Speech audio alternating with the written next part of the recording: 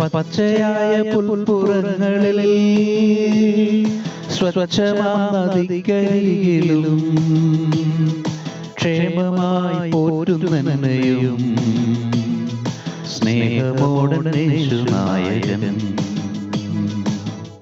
സങ്കീർത്തനങ്ങൾ 23:2.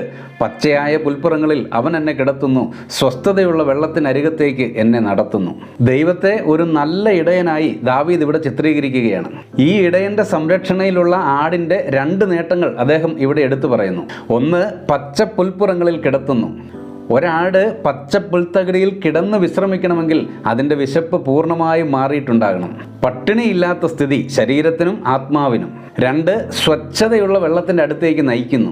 ദാഹം മാറി സദാ ഉന്മേഷപൂർണമായ അവസ്ഥ. ഇവിടെ പറയുന്ന ആഹാരവും വെള്ളവും ദൈവവചനമായി ചിന്തിച്ചാൽ ഇന്ന് ഒരു ദൈവ പൈതലിന് ഇവയുടെ കുറവൊട്ടുമില്ല. എന്നാൽ ഒരു ചോദ്യം, പുൽപ്പുറത്തും വെള്ളത്തിൻ്റെ അരികത്തുമായിരിക്കുന്ന നാം വേണ്ടും വിധം ഇത് ആഹരിക്കുന്നുവോ? പ്രാർത്ഥിക്കാം. നല്ലിടയനായ സ്വർഗീയ പിതാവേ, അങ്ങയുടെ സംരക്ഷണം എപ്പോഴും ഞങ്ങൾക്ക് നൽകണമേ. ദൈവവചനത്തിൻ്റെ ആഴങ്ങൾ കണ്ടറിയുവാൻ, ആഹരിക്കുവാൻ അടിയങ്ങളെ പ്രാപ്തരാക്കണമേ. ക്രിസ്തുയേശുവിൻ്റെ ധന്യനാമത്തിൽ തന്നെ. ആമേൻ.